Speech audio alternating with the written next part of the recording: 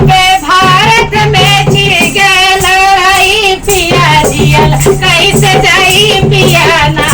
अब भारत में छिड़ गई लड़ाई पिया जियल कैसे जाई पिया ना। अबे भारत में छिड़ गए लड़ाई पिया जियल कैसे जाई पिया ना। अब भारत में छिड़ गई लड़ाई पिया जियल कैसे जाई पिया ना।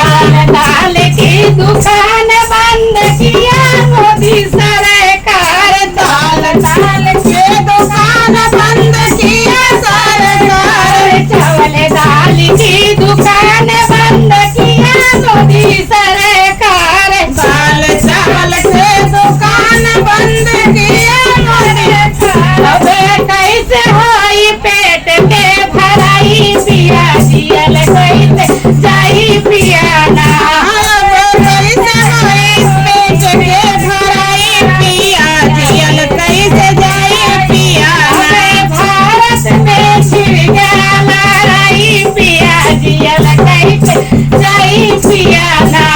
अब भारत में छिड़ गई लड़ाई पिया जियल कैसे जाई पिया ना।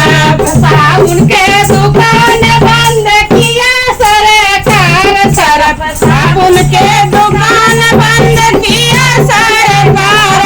कैसे होई कपड़ा के धुलाई पिया जियल कैसे जाई पिया ना। अब कैसे होई कपड़ा के धुलाई पिया जियल कैसे जाई पिया ना। अबे भारत में छिड़ गया लड़ाई पिया जियल कैसे जाई पिया ना। अब भारत में छिड़ गई लड़ाई पिया जियल कैसे जाई पिया ना। के दुकान बंद किया योगी सरकार। कपड़े की दुकान बंद किया योगी सरकार। अबे कैसे होई हमके घुमाई पिया जियल कैसे